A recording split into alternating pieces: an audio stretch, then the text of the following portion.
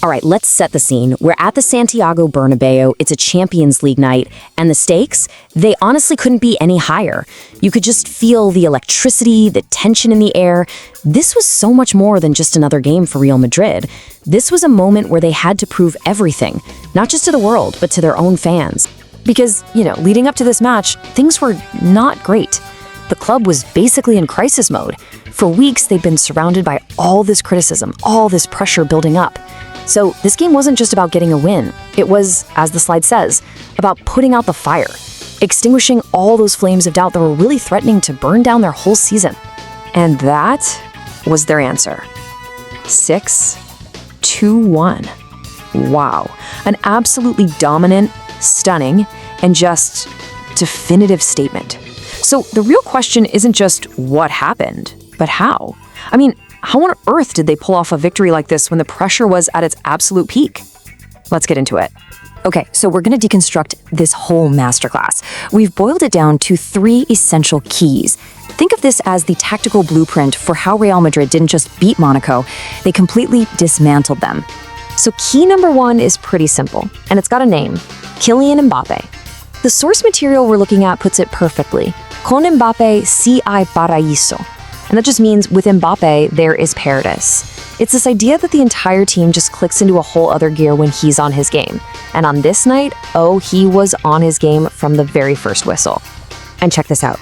This is what's so important about his performance. He scored early, right?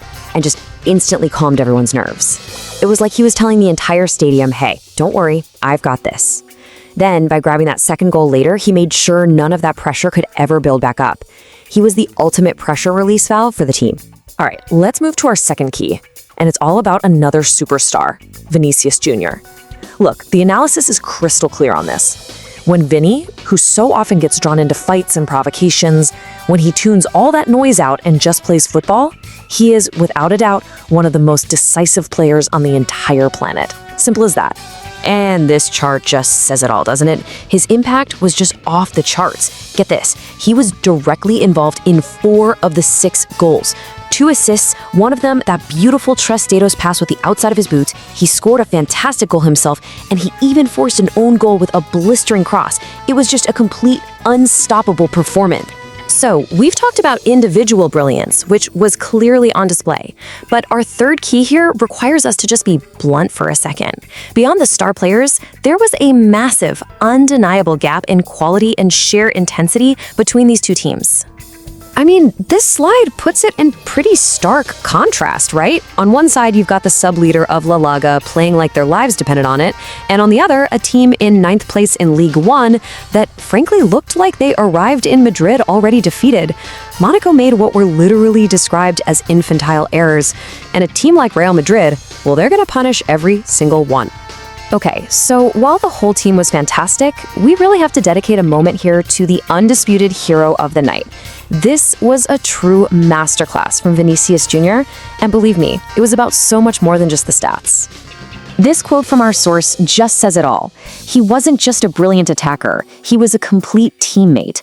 Generous with assists, a game changer, sure, but also showing great sacrifice and solidarity in defense. That is the kind of performance that truly wins over a stadium. And here's the human element, which I think is so cool. He just let his football do all the talking. After a period where some of his antics had frustrated the fans, he just avoided all the confrontations. And after he scored his goal, there was no big, flashy, look at me celebration. It was quiet, it was respectful, but it made an incredibly loud statement. I'm here to play for this team. It really felt like a massive step. Of course, in a story with a hero, there's always another side. And in a 6-1 game, there's always a story of a total collapse. So let's look at Monaco's disastrous night, and a fascinating little bit of controversy that unfolded right at the very end. Let's not mince words here. Monaco's defense was, and I am quoting directly from the analysis, an authentic disaster. There's really no other way to put it. It was a complete and total collapse of their backline. They kept giving the ball away with what the source calls gran tibieza, which basically translates to this deep timidity, a complete lack of conviction. They made mistake after mistake trying to play out from the back against one of the best pressing teams in the world. For defenders like Thilo Kehrer, Yeah, it was a night they'll want to forget fast. But the drama wasn't quite over. After Jude Bellingham pops up and scores the 6th and final goal, he does this curious thing.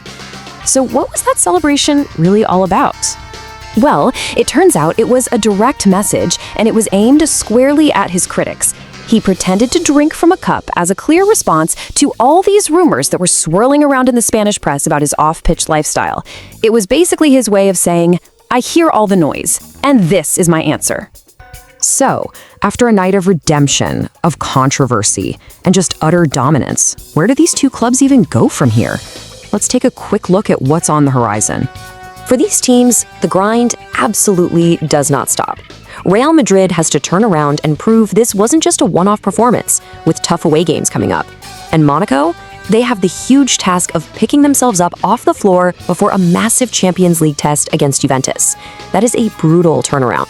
And that really brings us to our final thought. One spectacular night can definitely put out a fire, but can it light the way for the whole season? With this massive, massive statement win, has Real Madrid finally silenced the critics and found the definitive path forward? I guess we're all gonna have to wait and see.